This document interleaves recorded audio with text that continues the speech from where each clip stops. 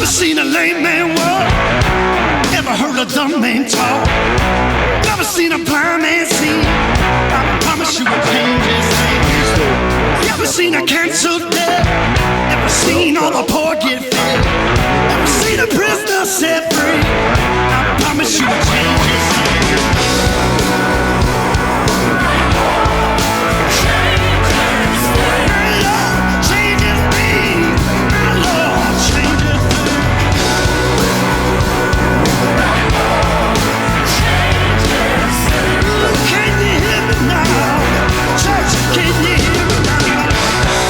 A broken heart made whole.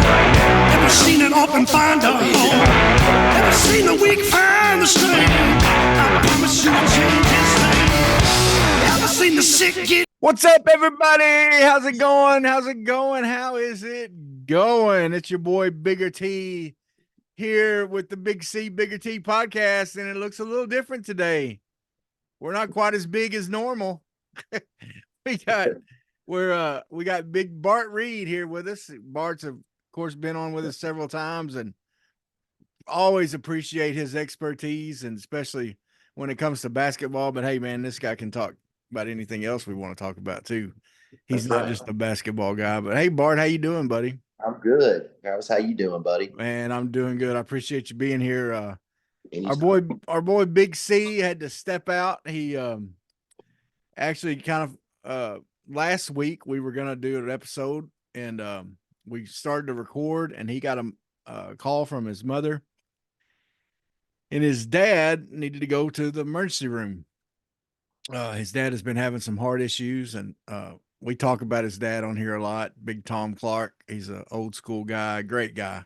And he's tough too. You know how it is, Bart. These old school guys, they're tougher. Yeah. They're tough, man, and way tougher than we are. Yeah. And he Clint got over to this house, and his dad like, all right, let's go. And he got in his own truck to drive himself, and drove himself to the emergency room in Conway. They live in Greenbrier there, so it's about a 15-minute drive. And Clint tried to get him not to, but he ended up doing it. Everything anyway. But he's been in the hospital ever since, and then now they're going to move him to today. He got a message right before that they were about to move him to Little Rock to the Big Baptist there. So, or that's what when you live in a town with a small Baptist hospital, I guess you call the one in Little Rock. Yeah. So the Big Baptist, that's right. That's right. Well, we'll pray for him because that's a lot of stuff going on. So yeah, family first. It is always. For sure. Yeah. Pray for definitely be praying for Tom Clark, and I know Sue, his mom, I don't think she's hardly left the hospital.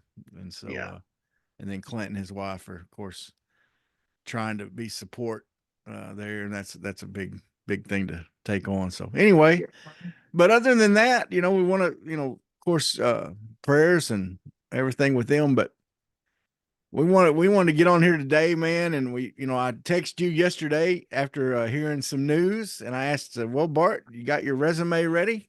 Yeah. Because it sounds like there may be Hunter Yurachek may be accepting some resumes pretty soon, possibly, huh? Yep. And I don't know if you agree, but this is by far, I think, the biggest job that's, if Coach Musselman obviously does go to USC, then Arkansas becomes the job that's currently available right now heading into the Final Four. So I'm sure, knowing what I know about Coach Musselman, this seems to be kind of a regular thing. He doesn't, unless it's changed, he doesn't have an agent. Mm-hmm. So he does his own feelers. Well, he got rid of his agent early on in the process at Arkansas. Mm-hmm. And so this is what he does at the end of the year. And so I think to get back on the West Coast would be something that I always said that's where he would be at risk to go to, a USC or some type of professional job, as we've mentioned. So now becomes, how ready is Hunter Yurachek to find a replaceable candidate? Because this is a great job for a potential coach, but when you've got a lot of success, everybody's saying, hey, let's push Muss out. He's not having a great year. Well, be careful what you ask for, because you lost a top coach to another program. So now it has to be backfilled in a hurry. Well, and let me ask you this first. We'll kind of play it, build a foundation here and work our way there. You think it's a done deal, or you think there's a chance Muss ends up back here? Usually perhaps for interviews in college, I don't know, college football may be a little different. Usually once you commit to an interview, it's a formality type of deal. Mhm. And once you're on the plane, they're not letting you get back on that plane unless you sign a contract. So I think it's a formality. Anything can happen. Mhm. Obviously, there's a money gap that USC has to make up, which I'm sure they'll be able to find it. And Coach Musselman may be willing to take a pay cut a little bit, but they're not near on the pay scale of what Coach Musselman was making at Arkansas. So but that's really the only hiccup. I think it's a great job. It's a great fit for him. Mhm. He's a West Coast guy, so he's Yeah. going back home, and I'm a little worried because the whole roster's turning over again, and this is what we talk about. Probably getting a little ahead of the foundation. Everything's fine, but when you start getting 9 and 10 recruits that you need every single year, coaching stability becomes a big deal. Yeah.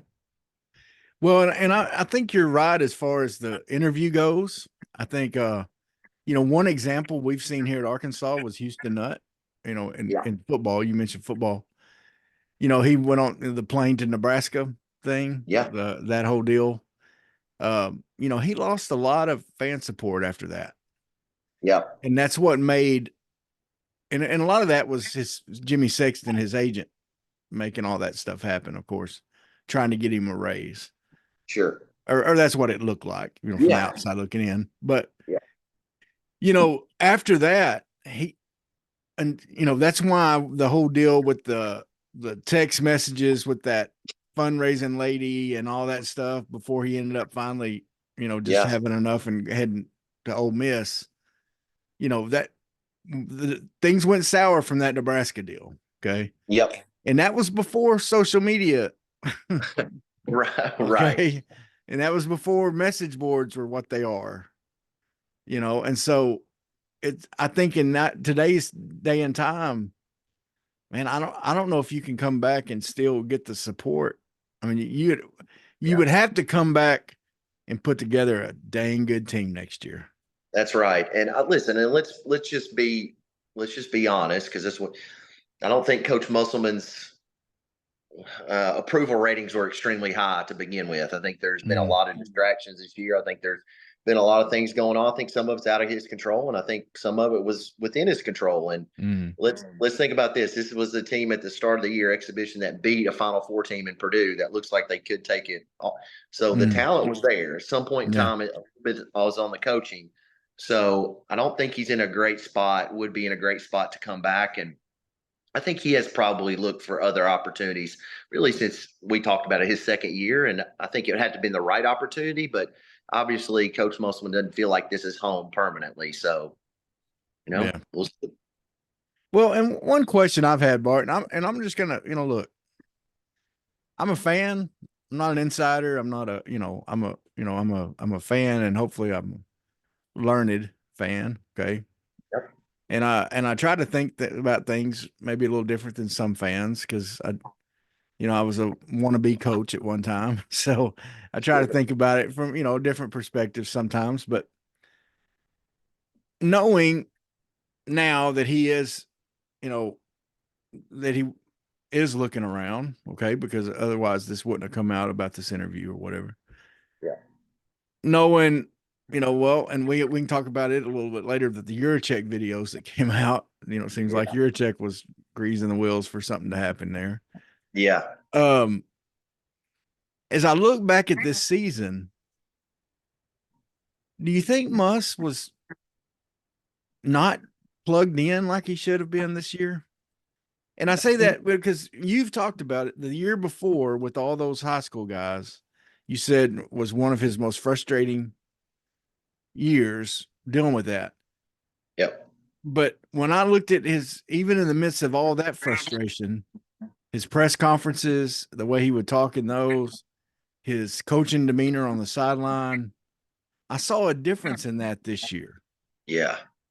And I know, and I wrote it off most of the time as he's just frustrated with this team because, Yep. and they were doing, and to be fair, they were doing worse than the group of young guys. Okay. Yeah. They were doing worse.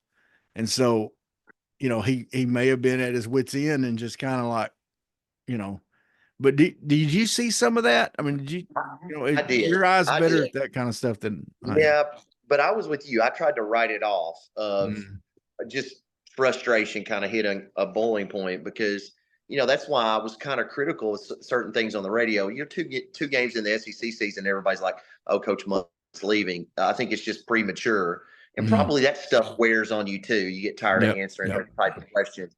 But there was definitely something different this year that was off the court in the locker room from a chemistry standpoint, from a drama standpoint.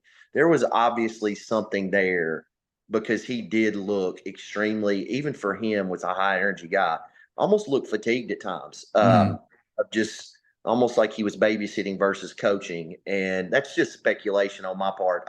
yeah. You could certainly tell, but I think the biggest frustration was this.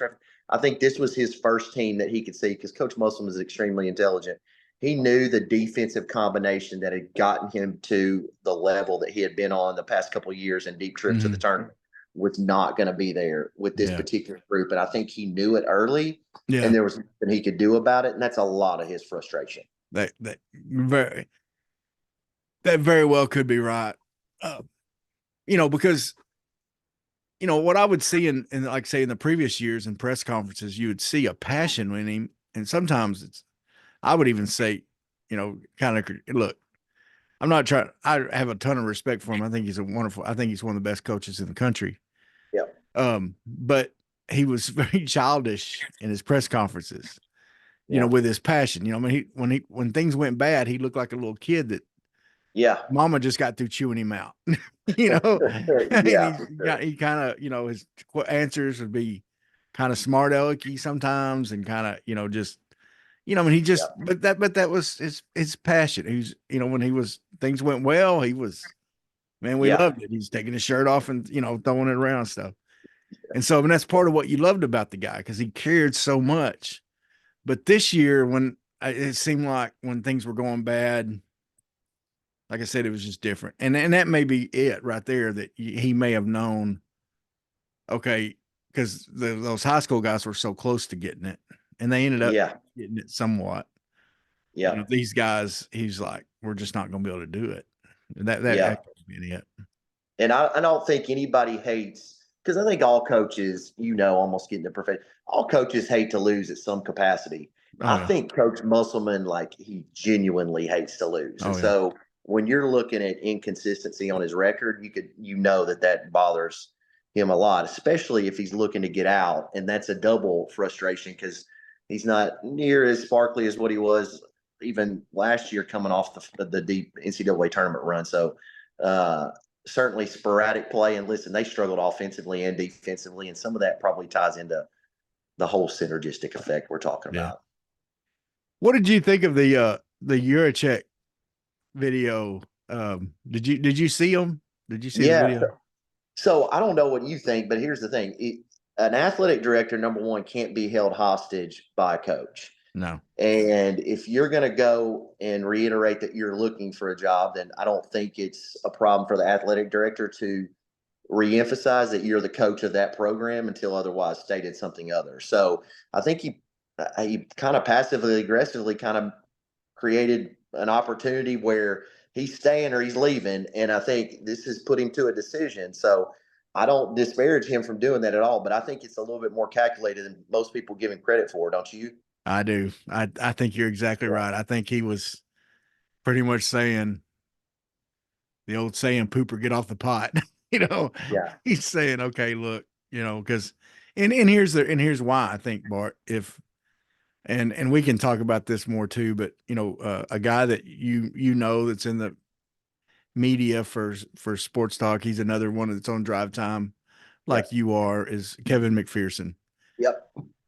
And he's been saying all year, that Muss may leave. And like, you mentioned, he kind of says that every year. And, and sometimes if a reporter does that, they say that and they're kind of non-committal, then, sometimes they're going to be right, and especially with a guy like Muss, who you look at his resume, he doesn't really stay places long anyway. Okay. Right. So you could kind of guess that, which, I compare that sort of Bobby Petrino's kind of the same way in football.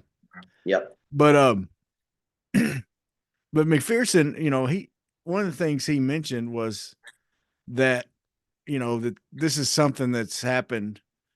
That some of his sources, have said that even that Muss was putting feelers out in October Sure. about some positions that might be coming open. What if that's happening and you're the athletic director, okay? It's kind of like with Kendall Briles with football. He flirted with 3 other positions, and I think Pittman. I don't know this, but I think Pittman, whenever the TCU job came calling, I think Pittman just said go. Right. You Yeah. better take it because I'm getting someone else in here. Yep. Yep. Whenever when he left that year, he had talked to 2 other schools, I think, and it was publicly out there that he had talked to 2 other schools, and I think Pittman just finally said, "Go ahead." And then because he had Enos already ready to go, because if you remember, he announced Enos like the next day. Yeah. Yeah. And I think that's a little what Yurichek's dealing with there. I think Yurichek's like, if what McPherson is saying is true, if this is a pattern that Musselman has gone out and sought out what other jobs in the past, or at least floated interest out there about other jobs or things like that, that's going to get back to the athletic director. Sure. And if that keeps happening, that's stress on the athletic director. And so he's like, yep, I'm tired of dealing with it, man. You either go or stay committed, whatever, just do something. And to Hunter's credit too, like him knowing his personnel, he knew exactly what to say to get Coach Musselman fired up to really put the accelerator down. But here's the thing: I think with this coaching job, especially when he's being his own agent, when you don't have a ton of success, and listen, let's don't downplay, because we talked about something earlier. A lot of the struggles on the court this year were his, I think, lack of assistant coaches. And I don't mean that they're not quality guys, they are. But if you look at the experience that Coach Musselman walked into the Arkansas program with versus what he left with, there's a huge fall off, I think, just in terms of experience. I won't say talent, just experience. This is kind of like you said, he gets in this 4 to 5 year window, and this is where I think he kind of turns out just a little bit, has to look for different opportunities. So I think this is something that my thing with, and I'll tell Kevin McPherson this all day. I just never thought any of those jobs, Louisville, SMU, like he's not going to leave Arkansas for those jobs. It has to make sense. It has to be a West Coast job or something back in the NBA. So the thing I took exception to is Louisville's not a better job than Arkansas. So No, trust me, I'm on the circuit. Like I know exactly. Like they hadn't won more than 5 basketball games in the last 3 years. Like that's not as desirable as what it was. And certainly there's only a select few places that you can go when you're making the money you're making at Arkansas. And listen, it's tough to win the SEC. So obviously there's some other contributing factors there, but I think it's going to wear on the athletic director. And it's scary when you're talking about recruiting and recruiting the state with the talent that's there, because the kids hear this rumor before anybody because they're more on social media than anyone. So that's something that the athletic director has to take in consideration too. Yeah. Well, and here's where I'm at with the Musselman deal too. I'll be honest with you. I've started souring, not on him as being a great coach. I've sort of started souring, and it actually comes back to when we had you on the podcast a while back, or one of the last times we had you, or no, it wasn't one of the last times. It was one of the previous ones. And one of the things you talked about was that he doesn't really have the type of staff that is good or that works hard at developing their players. Yeah. He doesn't. That's not the type of guys he hires. And I've been talking to some other folks, and one of the illustrations I've used is he's the type of coach that instead of, like say if a kid is missing a shot, is not shooting well from a certain position on the floor, where like say what you would do with that kid is you would look at, okay, well, your footwork's wrong when you're standing there, when you're going at that angle. You need to adjust that. You need to adjust this with your hands or whatever, or your shoulders or whatever. You know, he would say, well, you're shooting a better percentage from over here, so try to shoot over here. Right. See what I'm saying? Yeah. Would that be a fair characterization of maybe? I know that's broad, but you know what I mean. No, absolutely, 100%. And what I think wore on the players. So let me let you get back because you're making a good point. But I think that stuff wore down on the players too, which is a little bit of some of the riff that you have. I think off the court that we're not seeing is that stuff. Some of the players are wanting to say, well, wait, why can't I take, because there's only so many times you can shift to the other side. Yeah. And then they're going to make you take that shot. So why not, let's work on and develop some things we need to develop. And that's where coaching philosophy comes in. And listen, everybody talks about Chris Beard. So let's say Chris Beard would be the exact opposite of what Coach Musselman. I think it's a totally different, the way they look at players, the way they evaluate players, the way that they sign players, and the way that they see the development process going would be polar opposites. You know, Chris Beard has done an excellent job of getting guys in and getting them better, and not just after year 1, 2, and 3. And so, you know, that's there are other coaching philosophies out there besides I think the kind of Coach Muss philosophy, which is basically, we're not good at it, we'll do something else. And that's what I'm getting at, and that would be my preference. Because here's what's happening. You know, one thing you told us also is that Musselman had told you that he was going to go to where he was only going after 2 high school guys a year and fill in the transfer portal. And I'll be honest with you, I don't like having a new roster every year. I don't like it. I like having some guys on the bench that you're developing to where, you know, like I've talked about before, and I use him as an example a lot. And I could be way wrong on him, okay? But Darian Ford, I saw as a guy, okay, he wasn't talented enough to come in and start and be your stud right away. But with the type of kid he is and with the type of player he is, that by going into next year, as a junior, you'd be talking about he's the captain of the team. I think he's the type of guy, I think he would have, if you have a coach that develops, you know, that works and develops guys, that he's, you know, that first year he's going to get in and spot duty, you know, like he did.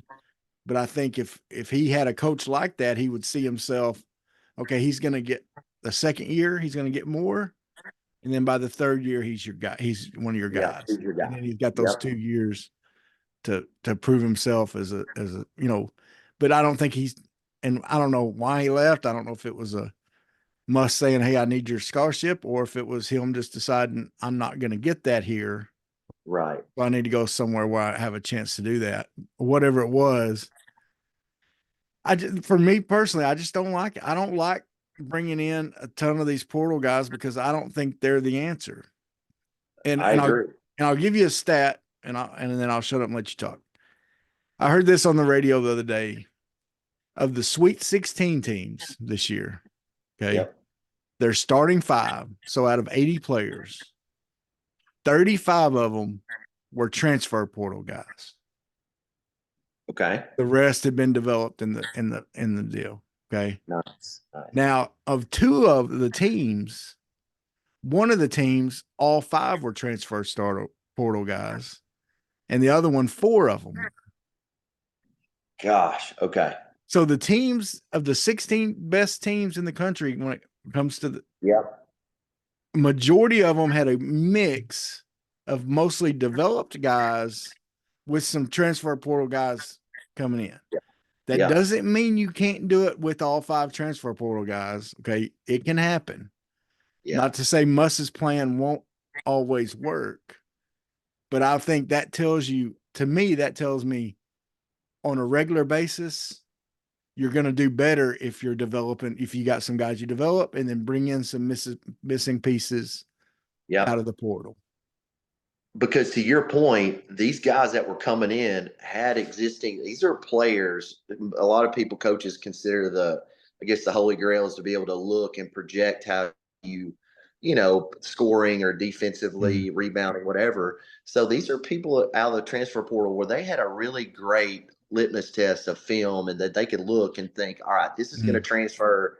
So these are pretty calculated. I mean, they've got a lot better, I think, awareness of transfer portal guys, how they play, and some of the high school guys. So, and it failed. And so, and listen, it failed because not because the caliber of players.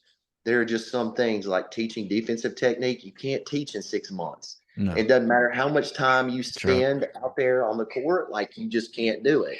So it's just one of those things where sometimes it works out that way, you know? Yeah. And, you know, and also just to be honest with you, the type of guys you get out of a transfer portal are not necessarily going to be your leadership guys, because if they are, they wouldn't be leaving the school they were just at. That's right. Now, in some situations, they were under recruited. Okay. You know, you're under recruited and you go to a smaller school and then you end up in, you know, okay, maybe so. But let's just, as an example, L. Ellis. Okay. Yeah. We were his third or fourth school, something like that. I think he had gone to junior college and then he was at Louisville. He put up a ton of stats, but as you mentioned, he didn't win no games. No. So he's not necessarily a guy. He's a guy that can put up stats for you, but he's not a guy that knows how to win. Yeah. And there's a difference. You know that there's a difference in a ball player. There's lots of guys that in the NBA that can put up a lot of stats, but they can't win. But they're not winners.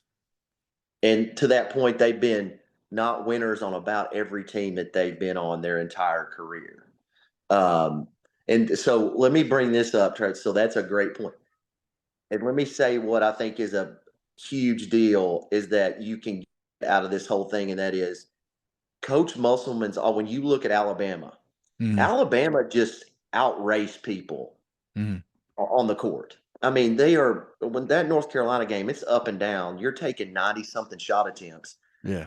There's a point in time where a system and you become offensive, I won't say offensive minded over defensive minded, but like we never really had an offensive system. We've kind of dabbled and then we've moved away, dabbled and moved away. And I think that's why we've been so inconsistent. And I think getting a coach with a little bit more, I think, married to like a system, offensive system, will help a ton. Yeah. Because it almost looks like Coach Musselman kind of picked up pieces and tried it, but the team's just trying it too, because we never seem to get great shots, even though we're playing really slow. And you watch Alabama play, and they're shooting on a 6-second shot clock, and they're getting pretty good looks. So I would think an offensive-minded coach would certainly be something that they would be looking at Arkansas. Well, and that being said, you've already mentioned him, one of the big names, and it would be my first pick. Yep. But you wonder if it's a pie in the sky, even name to mention, is Chris Beard. Yeah. What do you think about that name? Do you think there's even a chance? You think it's a, no shot? Well, but Keith Carter, for people that don't know, Keith Carter was one heck of a basketball player in the state of Arkansas. He has been one heck of an athletic director at Ole Miss. And so he did the right thing by offering extension to Chris Beard, which he accepted. Now, I don't know. Do you know, has he signed that extension? I don't think it's officially been signed, or that's what I heard mentioned. I think that's what I heard said on Drive Time, that it was offered, but I don't, and that it sounded like things were good with it, but I'm not for sure, but I did hear someone say that they didn't think it was signed yet. Okay. Well, listen, there's no way, and this is just off the rumor mill. Coach Wes Flanagan's over there. Alan Flanagan would play under Coach Beard. So let's say this: Coach Beard coached at UALR. There's no way that he does not have interest in hearing what Arkansas has to say. I would think that to him that would be a top tier program. The question is the extension and what's the timeline on that type of stuff. But certainly Chris Beard would be someone that they would ultimately reach out to. I don't know who his agent is, but that would be the first phone call. The second phone call would be to Oklahoma and Porter Moser, who is not an offensive-minded coach. He's a defensive-minded coach, but he has done plenty enough to beat our brains in several times. He's a name that I came up with too, that I thought would be wonderful, but I just don't know if he would see that as, I don't know. It'd just be, to me, it'd be, he would the feel like he last. could do just as good there as he could at Arkansas. Yeah, and there's some truth to that, but he got snake bit this year because he Mm, was talking about going into the tournament, the conference tournament, an 8 seed or a 9 seed, and then mm, 5 or 6 at large teams that weren't projected to win, and then he goes from in to out. yeah, And does that happen at Arkansas? I yeah, don't know, maybe not.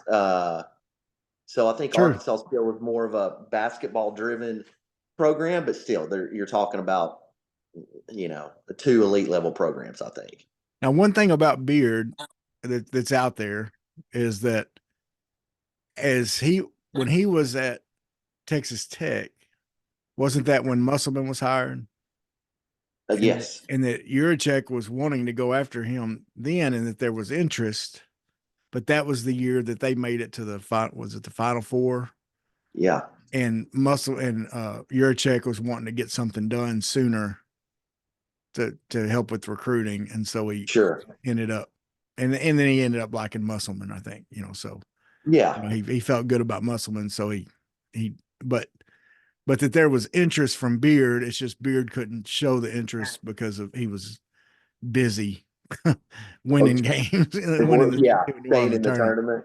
Well, So because we've had Corey Williams was one of Muss's first right hand assistant, and he ended up leaving and going to Texas Tech under Chris Beard. mm, So there's some familiarity there. Certainly, mm, anytime I'm telling Chris, like there's no doubt about it. It's the timing could be totally off with this extension, and like I said, Keith Carter does a great job at Ole Miss. And listen, they won basketball games this year too. But there's no way that I would not think that Porter and Chris Beard don't have a conversation. yeah. I don't think that there's no doubt about it. They would want to hear what Arkansas would have to say. Now another one is oh, his name's escaping me. Former LSU coach Will Wade down Yeah, at McNeese State. Now, yep. he got in some trouble at LSU. However, everything he got in trouble for, as far as I know, is all legal now. Right, right. I forget if there Yeah. was more to it, but I know it was, he was on tape saying he's going to give $100,000 to a player. Isn't it funny how stuff turns around, Yeah. right? Yeah. And now everybody's saying, way to go, coach. Yeah. Way to be in Give front of him the curve. give him Yeah. that Yeah. money, Yeah. So that would be an interesting one because he's a good Yeah. coach. Yep. And that's the other flaw. You could go after, we'll say, more of an unproven guy, but maybe somebody that's a little bit hungrier, because you do have situations where, and I think we saw with Mike Anderson, Mike had a bunch of experience. I Mhm. think Mike got comfortable making a lot of money, Yeah. and you lose a little bit of the fire. Some of the guys are, younger, a little bit more hungry. They haven't been to that top level. Sometimes there's merit in that, but I think either way, Arkansas would warrant, again, it's the best available job out there. And Final Four is when a lot of moving and shaking happens. So it's not a bad time to be looking for a coach. Yeah. Are there any other guys you think they should be that Hunter should be making calls about or something? Because a lot of it is like I love Buzz at Texas A&M. So, Mm. but then you get to be tit for tat, right? So, how much money is he making at Texas A&M, and then what? So, but Buzz Williams has always been one of my favorite guys, and Bryce Drew's in that. But again, those are guys that are winning in their own programs. Yeah. But what makes something the one person that's kind of the white whale, and I'm just mentioning it, is that Bill Self has so much Arkansas ties, which Mm. he would be probably think crazy to leave Kansas because I think he's next up for the Spurs job if Popovich steps down. But you just never know, man, in the Yeah. coaching Yeah. what is motivating at the time. And the SEC is an elite level league. It's not a football league anymore, Yeah. and that makes the job even more desirable. I think when you add the dollar, what they could pay someone. Well, and also at Arkansas, basketball can be the center of attention Yes. more so than, let's say, even in Ole Miss right now, where Yes. Chris Beard is. Yep. Because, Lane Kiffin's got a $9 million a year contract. Absolutely. And right now, I don't know because I just don't know. Now he's like you said, he's got an AD that's a basketball guy, so I'm thinking Keith's gonna try to take care of him the best he can. Yeah. But their NIL stuff is very strong in football. Is it the same for basketball? It's not. And that's where Arkansas had a clear competitive advantage. When you look at it's a program that made 24 million last year, only had 10 million expenses. So they turned a profit. Louisville we talked about them. They made 24 million and lost money. The perception is with a lot of coaches around the SEC that they don't come in and go after Arkansas kids because they can't compete on the NIL front in terms of basketball. So that would be intriguing to a competitive coach in the SEC. But let me tell you what else is better at Arkansas. The state of basketball here and in-state recruiting is so much better than in Mississippi and LSU. So it's off the charts better. So it's a more, fruitful environment for a coach to come in, build some relationships, and sign some players because there is a ton of talent here, tons of talent. Isn't that a wonderful thing to be able to say? Because we haven't been able to say that about any sport. Yes. And I mean, in my remembrance, we've had some, we've had the Corliss year, we've had like one or two guys, but I mean, like, I don't pay it's harder to pay as much attention to basketball, or any recruiting nowadays because of transfer portal stuff. Yeah. Because you're getting information about both. But you can start talking about basketball guys that everybody knows about, and like you said, I mean, there's guys out there that are some stud players that any coach could come in and they're going to have ties to the University of Arkansas because of the way Arkansas is. That's exactly right. Like, where that's the biggest show in town. And so I think that is that's a huge asset that we haven't always had when we're looking for coaches. Yep. And you're right. It has put some big name coaches right here in the state recruiting that are familiar with the players and kind of familiar with the landscape more so than in the past. Yeah. So that could be a huge, huge help as we look at this. So what do you think once again, nothing's official yet. Muss isn't gone, but look, writing's on the wall. Everyone thinks it's pretty much a done deal. What's the new coach? What do you think? You think there's a chance of a new coach keeping some of the guys that are still on the roster? I would think a new coach, their first priority. First of all, this won't take a long time. So whoever it is going to be pretty move and shake and get done relatively quickly, I would think, to shore up recruiting. I would think that they are not going to want to turn over an entire roster, as you said. So I think any of those guys, especially a Battle, a Tremont Martin, like you want to lock those guys up. I mean, they can play. They've got experience. They'll be that much better being here. So certainly I would think that's top priority. And then obviously shoring up any players that you think we're going to be committing or signing. Because, I mean, listen, summer basketballs, we're on it. Yeah. Right now. And so this is prime season the next month. Month and a half is when the live periods are. So this is when they're doing evaluations. So you got to get the spot filled in a hurry. What do you think about the possibility of them getting a Layden Blocker to change his mind and come back? I think anything would be possible because you have a player like Layden, that's an Arkansas kid, don't want to go anywhere. So they're intently watching who is going to be hired. And we've seen this precedent in the past, when you've got kids that commit to a program, coach leads, and then they see who's coming in. But it wouldn't be hard to talk someone in Layden that already committed to Arkansas and you get a coaching change. And I don't think Coach Musselman I think Layden was a guy that earned a lot more minutes than he got played last year. I think he should have played a lot more minutes just defensively. So he certainly would give it a look if you had a coach, especially Porter Mosier or Chris Beard. See, I think you're right. I think those two guys, I think he would love to play for. Yes. Because I think they would, like you said, I mean, they're going to be different than Muss. There was obviously something there that he didn't like about Muss. And so I think if you're bringing in one of those two guys, they're that different philosophy, like we talked about.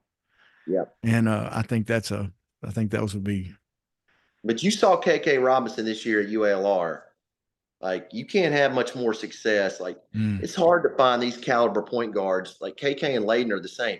They're both lockdown defenders and offensive players. So, like, you can't just go grab those guys everywhere. No. So, you want to try to hang on to them. You can. And then Blocker's got a little brother that's pretty good, right? Yes, he does.